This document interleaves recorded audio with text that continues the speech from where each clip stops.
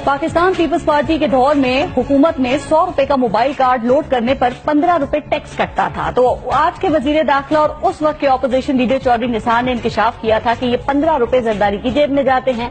अब अगर 100 रुपए का मोबाइल कार्ड लोड किया जाए तो 25 रुपए कटते हैं, लेकिन अब कोई नहीं बताता, कोई ये इंकशाफ नहीं करता कि ये 25 रुपए किसकी जेब में जाते हैं।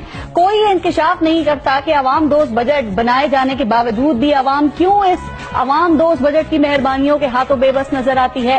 कोई ये इंकशाफ भी नहीं करता कि मुल्क तरक्की कर रहा है लेकिन क्यों गरीब गुर्बत से मजबूर होकर खुदकुशियां कर रहे हैं। कोई ये इंकशाफ भी नहीं करता कि मुल्क में स्टेट ऑफ आर्ट हॉस्पिटल्स बन रहे हैं लेकिन क्यों फिर भी लोग हॉस्पिटल्स के फर्श पर एड़ियां रगड़ रगड़ कर मर रहे हैं।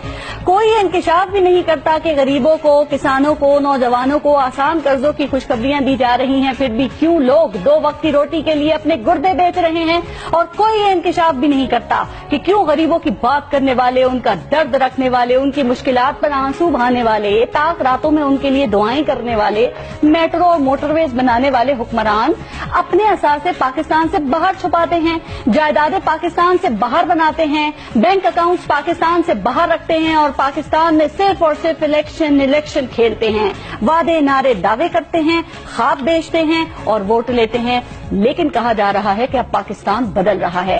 पैनमा केस से अब एहतिसाब का, लूटी हुई दौलत के हिसाब का सिलसिला शुरू हो गया है। तो फिर सवाल यह है कि अगर वाकई ऐसा हो रहा है तो वो लोग जिन पर इल्जामात हैं, जिनकी अमानत और सदाकत पर शकूक व शुबात हैं, वो मुतमईन क्यों हैं?